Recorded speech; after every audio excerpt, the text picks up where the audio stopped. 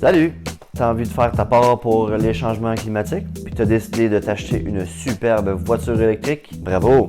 Félicitations, je suis fier de toi, puis probablement qu'Elisabeth May aussi doit être fière de toi. Mais, t'es sûr que c'est vraiment la bonne décision à prendre pour faire ta part pour l'environnement?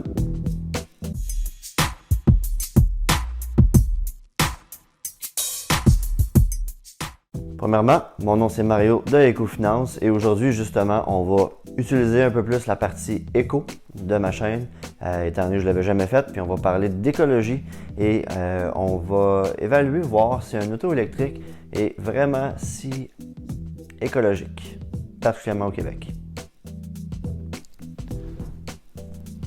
J'ai changé de décor aujourd'hui. Noël arrive, avez-vous hâte? Moi, pas vraiment. Pas tant. Je voulais juste vous écœurer avec Noël déjà au mois de novembre. C'est tout. Est-ce que j'ai semé le doute dans ton esprit tantôt en te disant que c'était peut-être pas la bonne décision en termes d'écologie d'acheter un auto électrique? Ben, tant mieux. Parce que on va regarder la question ensemble aujourd'hui, à voir quels sont les avantages et désavantages. Juste en termes écologiques, on ne parlera pas d'argent aujourd'hui, c'est vraiment juste de l'écologie pure et nette. Pourquoi j'ai décidé de faire ça?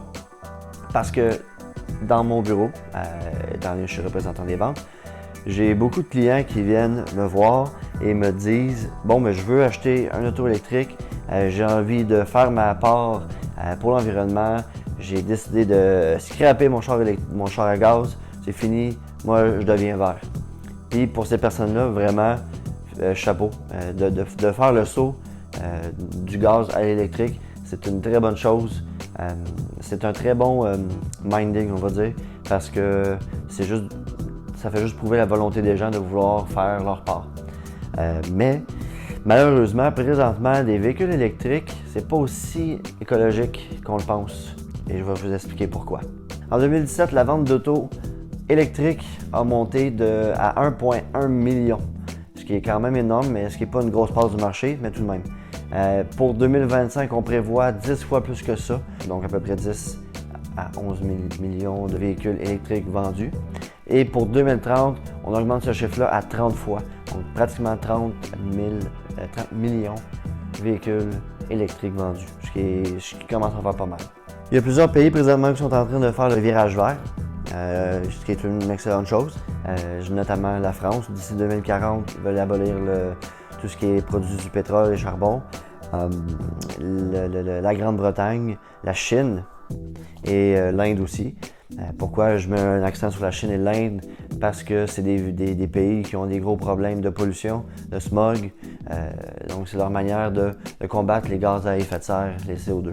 Qu'est-ce que c'est le CO2? C'est un gaz qui est relâché lorsqu'on brûle un produit du genre pétrole, genre charbon, qui va faire un effet de serre, c'est-à-dire qu'il va faire réchauffer la planète à cause du fait que la couche d'ozone laisse moins ressortir les rayons du soleil. Elle laisse pas rebondir les rayons du soleil à l'extérieur de l'atmosphère. Maintenant, quand on achète un auto électrique, dans le but d'être écologique, il faut prendre trois principales choses en considération. Qu'est-ce que ça coûte écologiquement de produire un auto électrique? La deuxième chose qu'il faut prendre en considération avec une auto électrique, c'est sa durée de vie, c'est sa vie utile. Puis la troisième chose, c'est sa disposition, c'est quand elle scrape, quand c'est le temps de s'en débarrasser. C'est quoi son empreinte écologique? OK, premièrement, la production de l'auto électrique, c'est triste, mais c'est comme ça, produit à peu près 2 fois plus de gaz à effet de serre qu'une auto à gaz. Tout de suite en partant, l'auto sort de l'usine, bang, ça y est, elle a produit 2 fois plus de gaz à effet de serre. Pourquoi? Parce que dans une auto électrique, il y a une batterie et il y a un moteur électrique. Ces deux choses-là, ces deux éléments-là de l'auto vont demander une quantité pas mal plus grande de métaux rares. Métaux rares, on parle de nickel, cobalt, lithium, graphite, manganèse ou manganèse, je ne sais jamais comment dire, mais je pense que c'est manganèse. Puis le néodyme, et j'en passe, c'est les principales. Et il y a également aussi du cuivre et de l'aluminium qui est utilisé en grande quantité dans les autos électriques. Toutes ces choses-là demandent de la transformation en usine, Le procédé de transformation de tous ces éléments-là demande beaucoup d'énergie, donc beaucoup de gaz à effet de serre qui est relâché. Et aussi pour ce qui est des métaux rares, quand on va chercher les métaux rares, genre le cobalt en Afrique ou genre tout ce qui est nickel, lithium en Amérique du Sud, les procédés pour sortir ces minéraux-là du sol sont extrêmement polluants parce qu'il faut les diluer avec des acides. Il y a des grands bassins d'acide à l'extérieur qui massacrent ces roches-là pour extraire le métaux rare. Puis après ça, c'est juste, étant donné que les règlements environnementaux dans ces pays-là, c'est pas toujours suivi à la lettre ou c'est tout simplement inexistant. Donc, juste là, on a affaire à une grosse catastrophe écologique. Par exemple, le néodyme. Néodyme, c'est à peu près gros comme mon pouce. Cette grosseur-là, 24 grammes de néodyme, on parle de ça.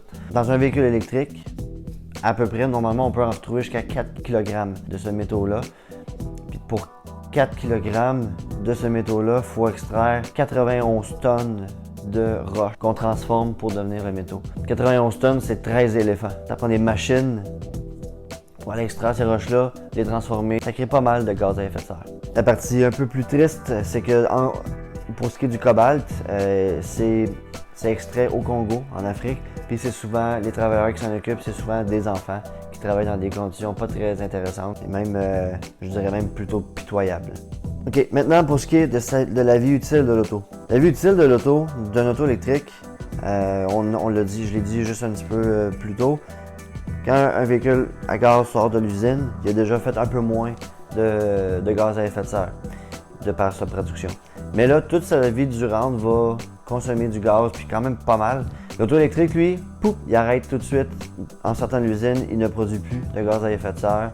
Il se promène pendant 200 000, 300 000 kilos sans jamais émettre la moindre émission. Donc, victoire, yes, la voiture électrique gagne. Mais wow, minute. Comment est-ce qu'elle produit de l'énergie? Au Québec, c'est le fun, on a des barrages hydroélectriques, ce qui est relativement propre. Ça pourrait l'être plus, genre énergie solaire, genre énergie éolienne. Mais au Québec, on a de l'énergie hydroélectrique, puis c'est merveilleux.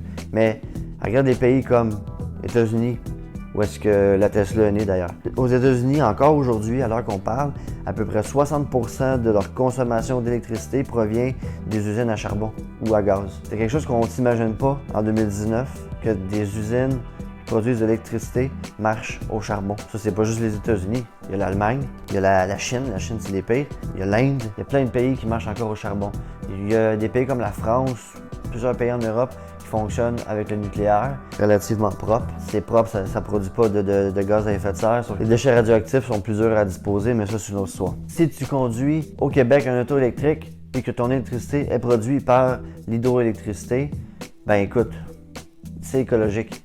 Si tu conduis un auto électrique aux États-Unis, en Californie, peu importe, ton auto électrique a déjà coûté 2 fois plus en dette carbone que ton auto à gaz, puis tu le recharges avec de l'électricité qui provient d'une usine au charbon.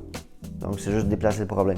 Si tout le monde pouvait recharger leur véhicule électrique avec de l'énergie produite par des éoliennes ou de l'énergie solaire, ça serait un véhicule qui serait très propre. Pas encore tout à fait propre, mais pas mal plus propre. La troisième chose qu'il faut prendre en considération, c'est le recyclage. Après la vie utile de ton auto électrique, il faut que tu t'en débarrasses, il faut qu'il y ait à scrap. Les batteries et le moteur électrique dans ton auto, pas mal plus dur à recycler que n'importe quelle autre chose. Pourquoi? Parce que c'est des métaux qu'il ne faut pas relâcher dans l'environnement comme ça. Il faut en disposer de manière propre. Puis ça coûte excessivement cher pour en disposer de manière propre. À un point tel que c'est moins cher pour un constructeur d'aller rechercher de la nouvelle ressource des métaux rares dans des pays pauvres comme le Congo, le Pérou, le Chili, que de prendre des matériaux qui ont déjà entre les mains, de débâtir la batterie, puis de refaire un auto électrique. Pourquoi ça coûte moins cher? Ben parce que c'est des enfants qui travaillent au Congo, puis les enfants sont pas payés 20$ avec des avantages sociaux. Ils n'ont pas le dentiste payé avec une cotisation de leur employeur dans leur REER. Pas même ça marche là-bas. Ils sont payés probablement des peanuts à travailler 10-12 heures par jour pour extraire des roches dans des conditions dégueulasses. D'ailleurs, ça inclut aussi les batteries de téléphone cellulaire. Les batteries de téléphone cellulaire, il y a tous les mêmes métaux que dans une auto électrique. Il y a le fait que c'est des enfants qui travaillent dans le domaine, mais il y a aussi qu'il y a un manque de débouchés au Québec, à travers le monde, dans le recyclage, dans les procédés de recyclage des batteries. Si on investissait pas mal plus d'argent dans l'innovation, dans la construction de nouvelles usines de recyclage, encore là, on gagnerait une bataille énorme au niveau de l'écologie. Par contre, c'est pas juste noir, il y a des gens qui travaillent fort présentement. Mention spéciale à Benoît Couture.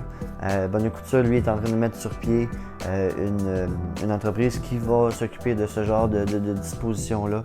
Lui, dans le fond de la manière, et je le cite, la manière qu'il veut procéder, c'est comme si tu prenais un gâteau, que tu retirais la farine, le sucre, la vanille, les œufs, le lait, tu remettais tous les ingrédients à part et que tu refaisais un gâteau quelconque. De manière plus technique, il faut séparer le gâteau, donc il faut séparer la batterie, il faut enlever les cuivres, il faut enlever les plastiques, il faut enlever l'aluminium, il faut enlever le graphite. Toutes ces choses-là, c'est retiré. Ensuite, tout ce qui est métaux rares, ça va prendre un bain d'acide, un bain de dissolvant qui va séparer tous ces métaux-là. Le nickel, le cobalt, le lithium, ça va tout se séparer. Après ça, on va pouvoir, avec ces matériaux-là, reconstruire des nouvelles batteries. Puis, tout ce procédé-là est capable de récupérer à peu près 95% de la batterie totale, ce qui est vraiment génial. C'est pas encore super implanté, mais ça s'en vient. Donc, avec tout ce que je viens de vous dire là, c'est sûr que ça tisse un tableau un peu noir de l'auto électrique, mais il y a pas juste, c'est pas juste noir. Il y a des solutions, il y a des manières pour que, éventuellement, l'auto électrique devienne superbe, devienne propre. Puis la première solution, c'est... On va voir le gargouille, bouge pas. Il faut bien mieux.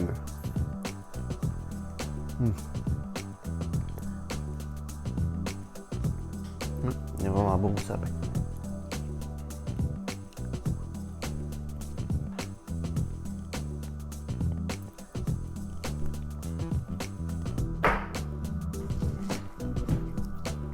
Bon.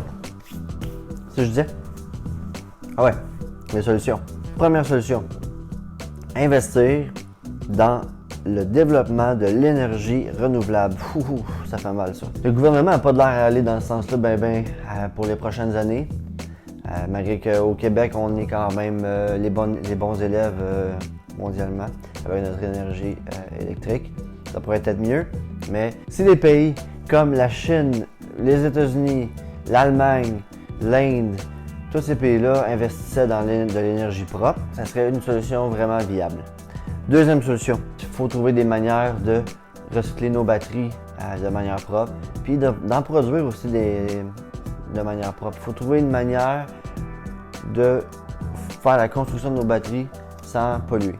Troisième solution, améliorer l'extraction, les méthodes pour extraire les métaux rares dans ces pays-là, les pays sous-développés comme le Congo, comme le Chili, comme certains endroits de l'Argentine. Donc, ça serait de s'organiser pour que les gens qui extraient soient mieux payés, qu'il y ait des conditions de travail un peu plus intéressantes, que les manières qu'on dissout les métaux, qu'on dissout la roche, c'est-à-dire pour extraire les métaux, soient faites de manière plus propre. Mais la solution la plus efficace, et là je vais être plate, il y a beaucoup de gens qui ne m'aimeront pas, ça serait d'investir pas mal plus dans le transport en commun que dans la production de véhicules électriques.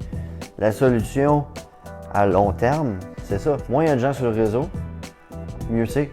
Plus il y a de gens qui prennent le transport en commun, mieux c'est. La solution réside dans ces 4 méthodes-là qu'il faut mettre en œuvre très bientôt. Pas en 2040, pas en 2050, là.